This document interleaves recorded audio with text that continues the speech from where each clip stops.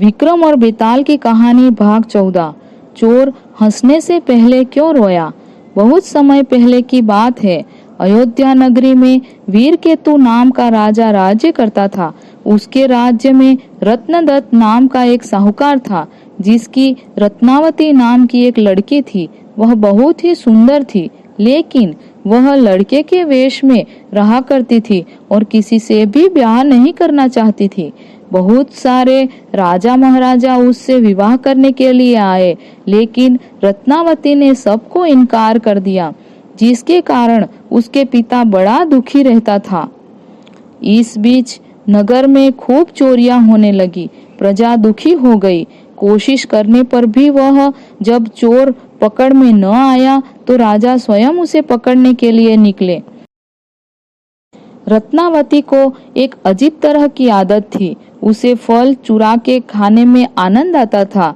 इसी तरह एक रात जब वह एक पेड़ से फल तोड़ने की कोशिश कर रही थी कि उसी समय चोर वहां से गुजरा।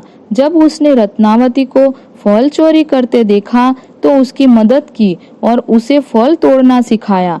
रत्नावती प्रत्येक रात फल तोड़ने आती और जब चोर उधर से गुजरता तो उसकी मदद करता। धीरे धीरे दोनों में लगाव हो गया।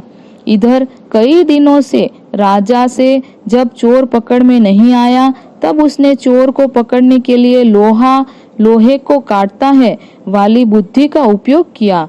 एक दिन रात को धन की पोटली लेकर जब राजा चोर के भेष में घूम रहा था, तो उसे परकोटे के पास एक आदमी दिखाई दिया।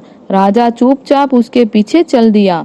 दोनों एक घर के पास पहुंचे। चोर घर के पीछे की तरफ से घर में घुसा, जबकि राजा सामने वाले दरवाजे की तरफ से। जब दोनों घर के भीतर पहुंचे तो दोनों की मुलाकात हुई। चोर ने राजा से पूछा, तुम कौन हो और यहाँ क्या कर रहे हो? राजा ने कहा, मैं एक चोर हूँ, लेकिन तुम कौन हो? चोर ने राजा के पोटली की तरफ देखकर कहा, अच्छा, तब तो तुम मेरे साथी हो। सुबह होने को है, आओ मेरे घर चलो। दोनों घर पहुंचे। उसे बिठलाकर चोर किसी काम के लिए चला गया। इसी बीच उसकी दासी वहां आई और बोली, तुम यहाँ क्यों आए हो? चोर तुम्हें मार डालेगा, भाग जाओ। राजा ने ऐसा ही किया। फिर उसने फौज लेकर चोर का घर घेर लिया। जब चोर ने ये देखा तो वह लड़ने के लिए तैयार हो गया। दोनों में खूब लड़ाई हुई। अंत में चोर हार गया। राजा उसे पकड़कर राजधानी में लाया और उसे सूली पर लटकाने का हुक्म दे दिया। संयोग से रत्नावती ने उसे देखा तो पिता से बोली, मैं इससे ब्याह करूंगी, नहीं तो मर जाऊंगी। सेठ के पास कोई उपाय भी नहीं था। पहली बार कोई लड़का उसकी बेटी को पसंद आया था। उसने राजा से खूब विनती की। चोर का सारा जुर्माना भी देने को तैयार हो गया, पर राजा ने उसकी बात न मानी और चोर को सूली पर लटका दिया। सूली पर लटकाने से पहले चोर पहले तो बहुत रोया, फिर खूब हंसा। चोर के सूली पर लटकने के कुछ देर बाद रत्नावती वहां पहुंच गई और चोर के सिर को लेकर सती होने के लिए चिता में बैठ गई। उसी समय देवी ने आकाशवाणी की, मैं तेरी पति भक्ति से प्रसन्न हूँ, जो चाहे सो मांग।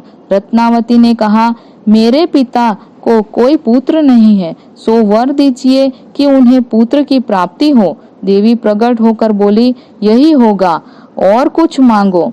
वह बोली, मेरे पति जीवित हो जाए। देवी ने उसे जीवित कर दिया। दोनों का विवाह हो गया। राजा को जब यह मालूम हुआ तो उन्होंने चोर को अपने दरबार में रख लिया।